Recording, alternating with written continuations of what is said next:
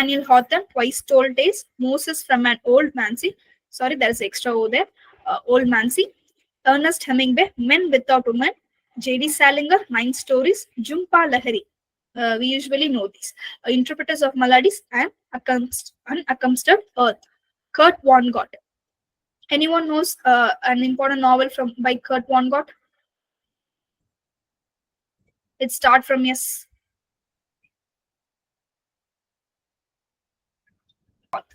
He has written a short story collection called Goodbye Columbus. Then Langston Hughes. Langston Hughes' famous poem is which forms base is Harlem, right? Harlem. Poetry is Harlem. So he has written The Way of White Folks. So Patrick White has written, he's from which literature? So he has a Nobel laureate too. Patrick White has written The Burnt Ones, The Cockatoos. And then Alice Munro. Alice Munro is from Canada. Yes, Canadian author. Alice Munro, No Love Lost. She is a very famous short story writer itself, and she is also a Nobel laureate. You should definitely know her short story collection. Okay, No Love Lost, Vintage Munro. Then you have Lucy Maud Montgomery. She has created a very famous fictional character, children character, literature character. Anyone knows? Chronicles of Avonlea. She's from that area. A children literature. Anne of Green Gables. Okay. Yeah. Then Mordecai Richler, he has written The Street. Jan Martin, Theos. Okay. This is the title of short story collection. Yugiwa Thiago, Secret Lives, Minutes of Glory. Yeah. Then you have these writers from postcolonial. Sam Selborn and V.S. Naipaul from which literature, which area? Most of the people will confuse these two people like from Africa, but they are not. Sam Selborn Godimer is from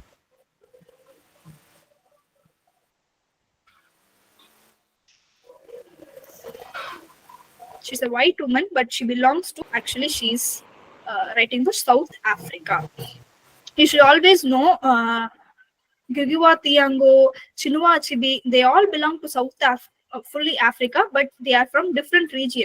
You should always know who's from Kenya, okay? Who's from Kenya, who's from like South Africa, okay? And who's from what else? Nigeria, okay? You should definitely know. Chinua Achebe, Ben Okri are from Nigeria. Nadine Gordimer is from South Africa, and Gugiwa Thiago is from Kenya. Doris Lessing, you should check that, okay? Loris Lessing, she has written The Grandmothers Through the Tunnel. Okay. So for this unit 3, okay, you can refer to Routledge, M.H. Abrams, Oxford Dictionary of Literary Terms, Cudden. Then EPG Pathshala is a free material. Definitely you should go through the material, like it is NTPL free thing you have been given, and the Oxford Companion to English Literature. Okay, what I have done is I didn't separate these things according to the unit 1, 2, 3 and all. I just went through all the history books from the top, cover to cover and all. So you will find your own way. Find time for the distant educated PG students. Okay, anyone can access it. You just go type it in the website EPG Pathshala. Okay, they have MA syllabus. MA syllabus structured into division. You will have like the 10 units material is easily available. Material format. Okay, clear? Shall we go into the English in India? Usually English in India is an easy topic to omit for net. Because less number of questions and all coming, but as I told you before, you should not be giving any chance to lose 1 or 2 marks itself. Okay, always in examination, only 50% or 70% questions can be answerable. Okay, Indian people will definitely take unknown questions we can't find from which region they are taking and all. So always read and take points from the things before your eye. Okay, so you should not leave this topic. Let me 3 parts have been divided.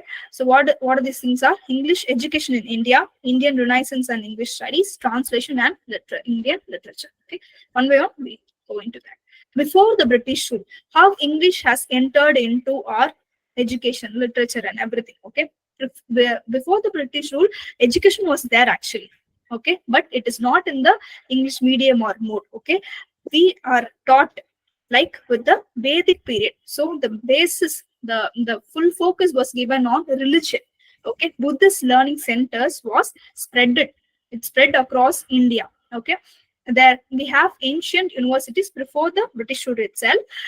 They are Nalanda, Takshila, Odantpuri, Somapura, Jagadala, Vikramshila, Palabi, Pushpagiri, Ratnagiri. Okay, you may wonder these things will come on.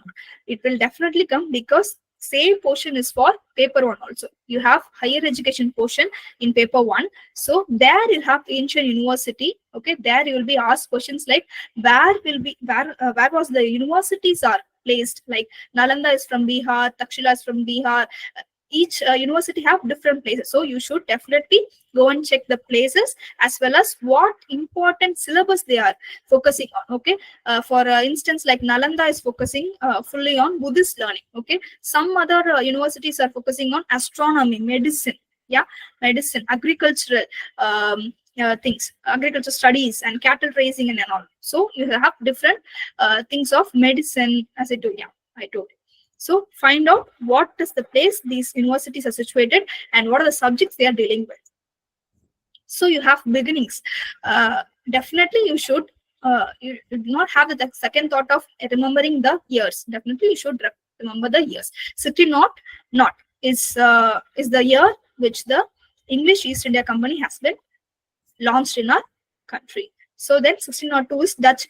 We are familiar with the English East India Company in 1600, but we are unknown of the fact Dutch East India Company and French East India. You will be visited in the examination with these other East India Companies. So remember these years: 1602, 1664 French East India Company, and 1698 East India Company built Fort William. Okay, this is the major unique time where they are started to build their reign on our country. So 1757 is the Battle of Plassey, where East India Company has defeated our Mughals. Okay. Then 1780 is the first newspaper. Okay, I have given you the first newspaper in Calcutta. It is brought out by an Irishman.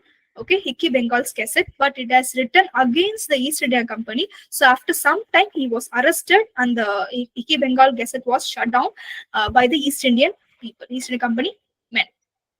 So you should definitely know the publication year 1780. Then 1813 Chartered Act. What is Chartered Act? Chartered Act is brought out by the East India Company men for their extension of time, extension of period of reign and looting everything in our country. Okay.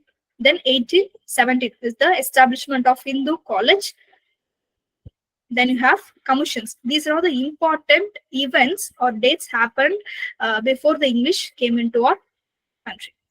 So we are moving into commissions. Okay, you should have like definitely a good understanding about what comes first and what are the recent commissions, because the exact same syllabus is coming in paper one. So we have to focus our things in here.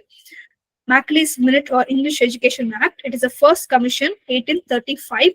Okay, what the commissions main focus is, they brought missionaries into India. Okay, through missionaries we are learning language. Okay, from their point of view, they are the saviors of the Indian people. So they brought missionaries to insert their what? Religion, education, thought process, thinking, and everything. So they have replaced the national language. What is the national official language before English or Hindi during that time? Asked when I wrote my NET exam. Okay, it is not Hindi or Sanskrit or anything. It is actually Persian. Okay, so English replaced the Persian language as national language, official language. So downward filtration theory, it was advocated by Macaulay. So what do you mean by downward filtration theory? They have chosen some men, like the high status men or learned men. They imposed their educational knowledge or English importance of English in their mind, and then through them the other community people, okay, the middle class people, the layman people, learn from their men.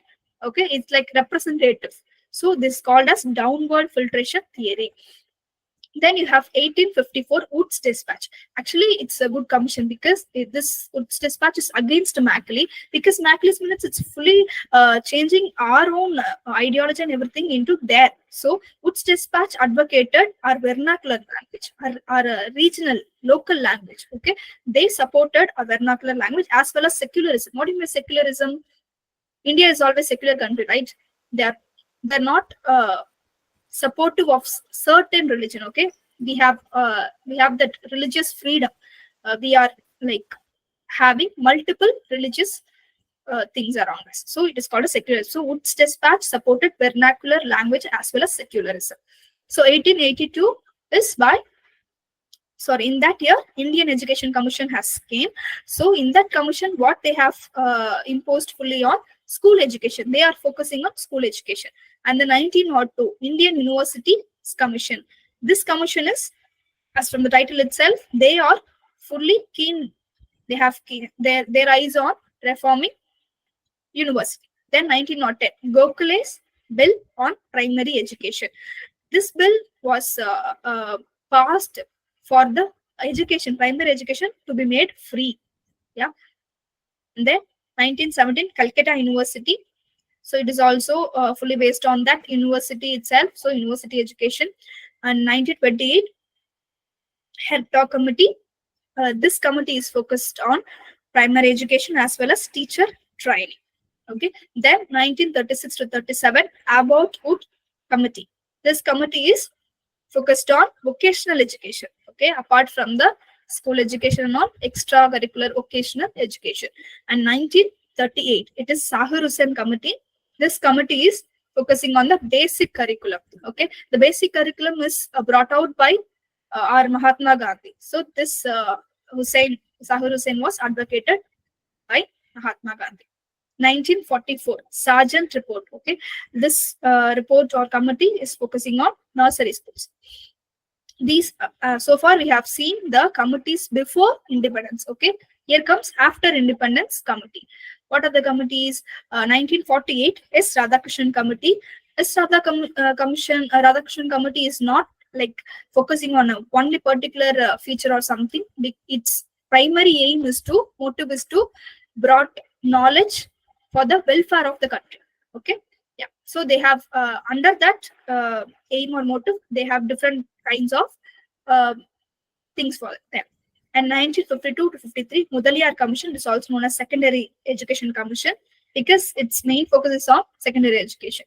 1964 to 68, it's very important because the pattern itself, what we are learning today is 10 plus 2 plus 3. 10th standard, you have the major examination, then 12, and then a degree 3. So this pattern was advocated in that Kothari Commission thing. So you should definitely know the year. And 1986, the National Policy of Education, the first National Policy of Education, there they have brought out POA. Okay, POA, it's like of action. Okay, 1992. And 1990, Acharya Ramamurthy Commission. Okay, they have been focusing on common school system. Okay, it's each school system form their own curriculum, syllabus, and everything. So this committee was focusing on the same curriculum basis. And 1992, Janardana Reddy or CABE. Okay, the CABE full form is Central Advisory Board of Education. This board was brought out by this Reddy Commission. Okay, and 2022 finally, National Education Policy. Here they have what? They have brought a new curriculum time called 5th standard. You have the pause there, okay, or examination 5 plus 3 plus 3 plus 4. Okay, and then they brought ABC, Academic Bank of Credit. Academic Bank of Credit is nothing but we have like our certificates and everything. It will be digitalized and stored in the Bank of Credit. Okay, yeah. Then HEC, Higher Education Committee of India. It is, I have given only 2 or 3 points in National Education Policy. Okay, you can download PDF from website. You will have like a number of like 40 to 50 abbreviations. 40 to 50 points from that. Definitely very, very important question. In each exam, we can expect 1 or 2 questions from National Education Policy. Okay, you should go and find yourself. Then we are moving into translation. Okay, in English in India, first part is completed. What do you mean? Before British and after British, and then this important events and commission which led to the what imposition of English into our literature and our country. So this happened into a boom in translation studies. Okay, so citing translation, it is a critical work, history, post structuralism, and the colonial text by whom is Tejaswini Ranjana. Okay, it's a critical work, citing translation. Then the first European, okay, who initiated translated works called, who's that is Charles Wilkins. He translated Bhagavad Gita. Okay, the first translator. He prepared grammar of Sanskrit language. Okay, then comes after Charles Wilkins, you have William Jones. He is a translator, jurist. What do you mean jurist? Jurist is a person who studies laws, who is well received in laws. And then Indologist. Indologist is a person who also studies about the Indian culture, tradition, food, geography, everything. So he is called as Indologist. So Grammar of the Persian Language is a work written by William Jones. And also he is famously translated whose work Kalidasa's Abhignana Sakuntalam. Okay, and many other books. These are the major translators. And then you have two more. What they Monier William, scholar of Sanskrit. He is also mastered Persian, Hindustan. Okay, he translated Shakuntala. Before who translated Shakuntala? It was the Venerable Government Sanskrit College in Benares. Okay, he made the first complete what English translation of Valmiki's Ramayana. Okay, before this attempt, a previous one in the year, these questions are asked: who translated Ramayana? Who translated Shakuntalam? Who translated Bhagavad Gita? So nearly it's a possible area. You will expect one or two questions. Then you have Renaissance in India. Okay, the last part. Renaissance in India. It starts from whom? Rajaram Mohan Rai. Yeah, Sati. Yes. He founded a Western curriculum based. He actually supported Anglo-British, their features, their ideology. Why? Because here we have caste system was predominant that time. Sati was predominant. Okay, people were so religiously blinded. So he was partially famously wrote tracts against Sati. Okay, he wrote an autobiography also. So he established Hindu college. Is the prominent figure in establishing this college, 1817. Okay, this Renaissance, okay, what we saw previously is this led to the studies, prominent studies in English in India. After that only the literature, the translation boomed, the readers for English literature and the readers for English concepts and all was widespread. So that slowly English was gaining its hold in Indian English literature. So finally the main part is English studies in India. These are all the very important works by writers. These are all the questions also can be expected.